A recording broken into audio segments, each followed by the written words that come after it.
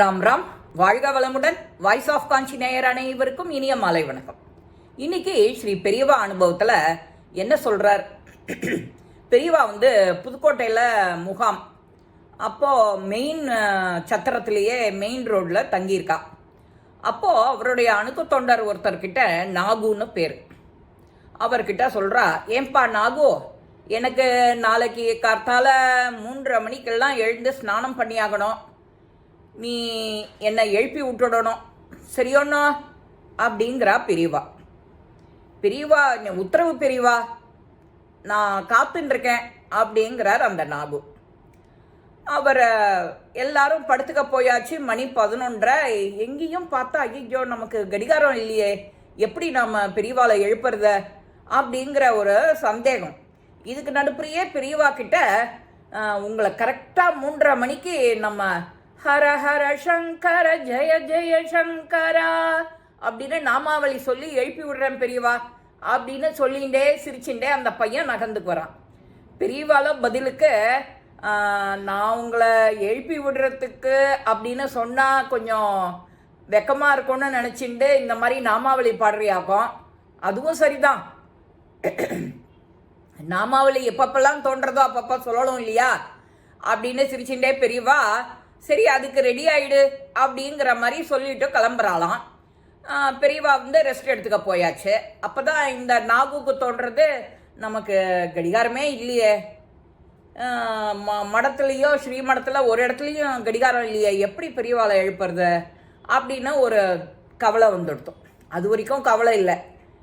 உடனே தன்னோட பூனல் கல்யாணத்துக்கு தன்னோட மாமா ரிஸ்ட் வாட்ச் ஒன்று வாங்கி கொடுத்துருந்தார்.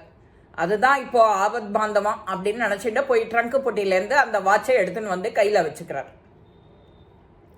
கையில் வச்சுண்டு விஷ்ணு சஹஸ்ரநாமம் பாராயணமும் ஆரம்பிச்சுட்டார்.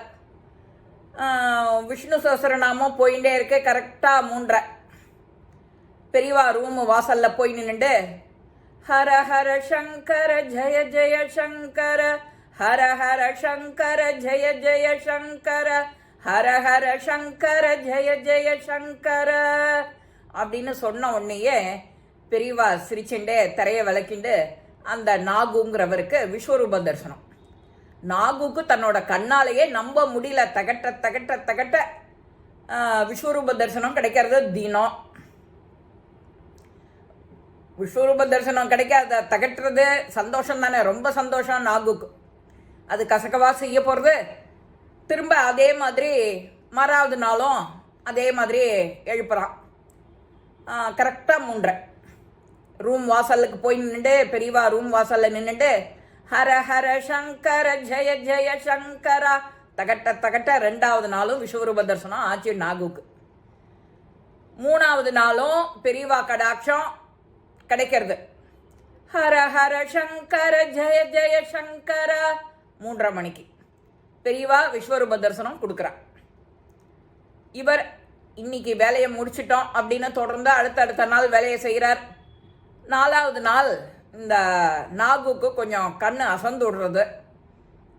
3:30 மணிக்கு எழுப்பணுங்கும்போது 2:30 மணி வரைக்கும் இப்படி அப்படி தாக்கு பிடிச்சாச்சு. கடைசி நேரம் தூக்கம் அசதி ஆயிடுது. பாவம், சின்ன பசங்க தானே. தூங்கி போன உடனே பெரியவா கரெக்டாக எழுந்து மெதுவா இந்த நாகு கிட்ட படுத்துட்டுக்கிற இடத்துக்கிட்ட வந்து, ஹர ஹர சங்கர ஜெய ஜெய சங்கரா அப்படின்னு பெரியவா திருப்பா பதிலுக்கு சொன்ன உடனே திடுக்குன்னு தூக்கி வாரி போட்டுது அந்த நாகுக்கு. அச்சிச்சோ, நாம் இப்படி பண்ணிட்டோமே அப்படின்னு. அசதி ஒழியோ, நீயும் பகல் முழுக்க வேலை செஞ்சுட்டே இருக்க, இருந்தாலும் நீ கொஞ்சம் அசந்து தூங்கிட்ட, பரவாயில்ல விடு, நானே எழுந்துட்டேன் கரெக்டாக. அதுக்கு அடுத்த நாளும் கண் அசந்து விடுறார். கண் அசந்துட்டோமேன்னு இன்னைக்கு பக்கத்தில் சொம்பில் ஒரு தண்ணியும் வச்சுன்னுட்டார். கண்ணை அப்பப்போ அலம்பிக்கலாம், தொடச்சிக்கலாம். அந்த பையனுக்கோ திரும்ப அதே மாதிரி கரெக்டாக அந்த 3 மணி அடிக்கும்போது தாக்கு பிடிக்க முடியல, தூக்கம் வந்துடுது. தூக்கம் வந்தோடனே பெரியவாளும் அதே மாதிரி கரெக்டாக தலைமாட்டுங்கிழ நாகு தலைமாட்டுங்கிழ வந்து நின்றுட்டு, ஹர ஹர சங்கர ஜெய ஜெய சங்கரா அப்படின்னு சொல்லி விஸ்வரூப தரிசனம் அவரே வாலண்டியராக கொடுக்குறார். இப்படியெல்லாம் அனுகிரகம் அந்த காலத்தில் எல்லாருக்கும் கிடைச்சிருக்கு பாருங்க.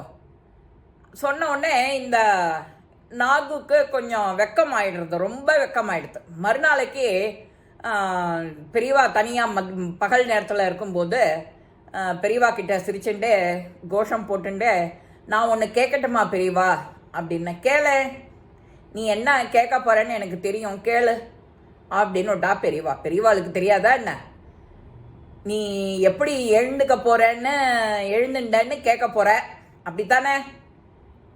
ஆமாம் பெரியவா. நீ நாளைக்கு கரெக்டாக 3:30 மணிக்கு எழுந்துக்கரிச்சே நம்ம டிவிஎஸ் ஐயங்கார் குரூப்போட பஸ்ஸு ராமேஸ்வரம் மதுரையிலேருந்து புதுக்கோட்டை ஃபஸ்ட்டு பஸ்ஸு 3:30 மணிக்கு நம்ம மடத்து வாசலை அப்படியே கிராஸ் ஆகுது. ஒரு செகண்ட் முன்னையும் ஆகலை பின்னையும் ஆகலை, அவ்வளவு துல்லியம். டிவிஎஸ் பஸ்ஸுன்னு அந்த காலத்தில் அவ்வளவு பேர். வர பஸ்ஸு வரதை வச்சு நீ வாட்ச கடிகாரத்தை அட்ஜஸ்ட் பண்ணலான்னு சொல்கிற காலம் அது. உண்மையான நேர்மையான ஜனங்கள்லாம் வாழ்ந்த காலம் மொழியோ அப்படின்னு அவர் பெரியவா சொல்கிறார். ஓஹோ, அதே மாதிரி 2-3 நாளும் நீ எழுப்பறச்சையும் பார்க்குறேன் கரெக்டாக அந்த பஸ்ஸு. நான் எழுந்துக்கிறதுக்கு காரணம் பஸ் ஹாரன் தான். எழுந்து வந்து கரெக்டாக நான் ஒன்றை எழுப்புறேன், மடத்து இதை கிராஸ் பண்ணுறது அந்த பஸ்ஸு அப்படின்னு சொன்ன உடனே நாகுக்கு ஒரே குதூகலம், சந்தோஷம் ஆயிடுதான். பெரியவா நமக்கும் ஒரு நல்ல அனுகிரகம் கொடுத்துருக்கா, தகட்ட விஸ்வரூப தரிசனம் யாரு கூப்பிட்டு இந்த காலத்துலலாம் கொடுக்கா அப்படின்னு சொல்லிவிட்டு பெரியவா இருக்கிற திசை நோக்கி நமஸ்காரம் பண்ணிவிட்டு பெரியவா சேவையே கதின்னு கடந்தாராம் அவர்லாம். அவர் காலமெல்லாம் அவ்வளவு பொன்னான காலம்னு நாம் சொல்லணும். அப்போது டிவிஎஸ் குரூப்பெல்லாம் எவ்வளவு சின்சியராக அந்த காலத்தில் மனுஷா டிரைவர் தான் பஸ் தாங்கிறோம். இப்போ இருக்கிற மாதிரி கலவரம், அடிச்சுக்கோ உதச்சிக்கோ டாஸ்மாக்கு எதான்னு இருந்ததா அந்த காலத்தில்? எதுவுமே இல்லை.